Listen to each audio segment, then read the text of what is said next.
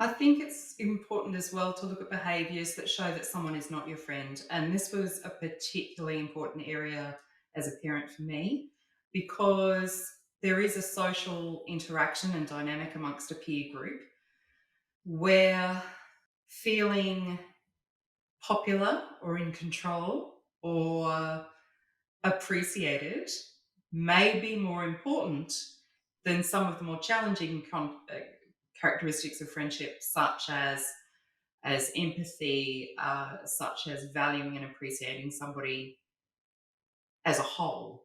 And also understanding that sometimes friends make mistakes as well. I think that's important to look at because then it also comes down to other characteristics that we've talked about before, like empathy and good communication.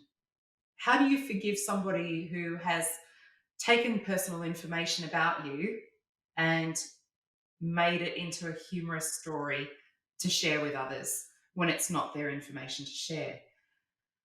And that's where friendships become particularly complex.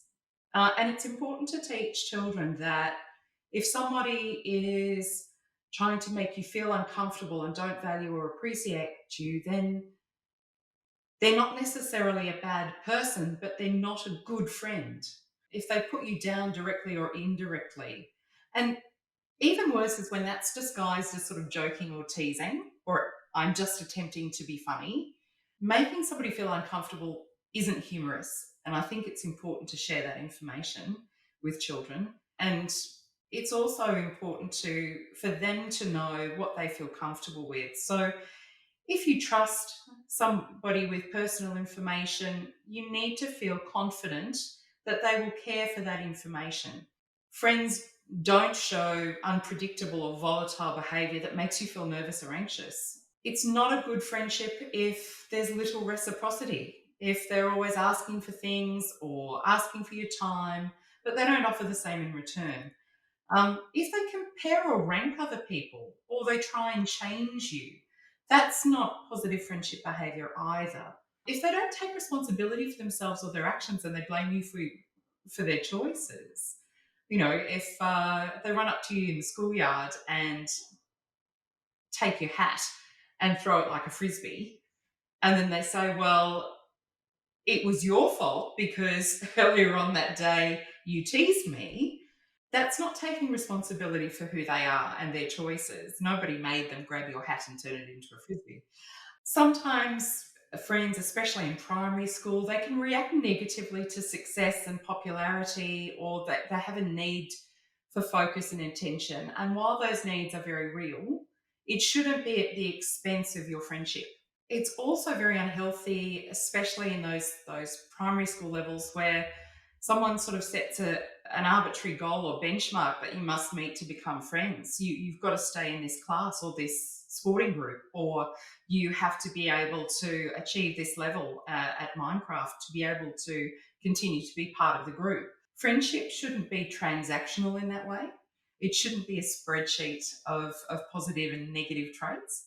And if anybody ever asks you to do something unsafe or unkind or dangerous to prove your friendship, then that behavior is particularly toxic. It's very controlling, it's very manipulative, it's not a healthy form of friendship. And I think, again, everyone has that motivation to feel like they belong, that they're accepted, that they have a forum that they can speak and share who they are. But we do need to look out for these unsafe behaviours and protect children from that so that they are not vulnerable to negative types of behaviour. So there are two sort of equal and opposite traps that we often fall into if we see friendship as a very black and white thing. So the first trap is to feel that because most people don't want to be my friend, if there is someone who is willing to speak to me, who is willing to spend time with me, then that's the only criteria. I have to be friends with this person because they're kind enough to say hello to me or to want to spend time with me. I know I personally made this mistake quite often, and it stemmed from a belief that I desperately wanted some friends and I didn't know what good friendship looked like. So I just grabbed onto whatever happened to come my way. Now, that wasn't necessarily a bad thing in terms of getting to know what a relationship looks like and what friendship looks like.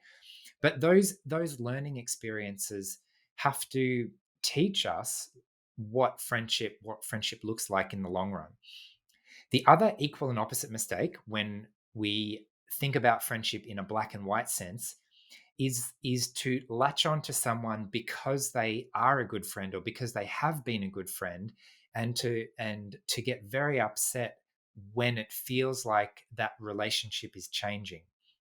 So, for me personally, it's a lot easier to reach out to an old friend and try and rekindle an old relationship than it is to seriously invest in a new relationship. Because, again, from experience, most relationships with most people don't go very well, or at least not very easily. They take a lot of work. So once we find someone who we really like and who seems to be a good friend, it's very easy to try and cling to that person and that relationship at the expense of trying to make new friends. So I think it's also helpful. It was also very helpful for me to realize the assumptions that I'd been making. If we don't teach children explicitly what friendship is, they're going to make assumptions. So I made the assumption, for example, that everyone else knew what to do, that everyone else knew how to be a friend and knew what they were doing. And actually, the real answer is that everyone else was just feeling around and treading lightly and learning from experience, um, and learning as they go. And the reason that I felt out of my depths is because I didn't have the experience and I thought I was supposed to already know what to do. If I had known that part of friendship, part of relationships in general, is trying it out. How do I feel? What do I want to do? Do I like spending time with this person? How comfortable do I feel speaking with this person, or doing a particular activity? And that's all part of the learning experience. I don't necessarily need to know in advance.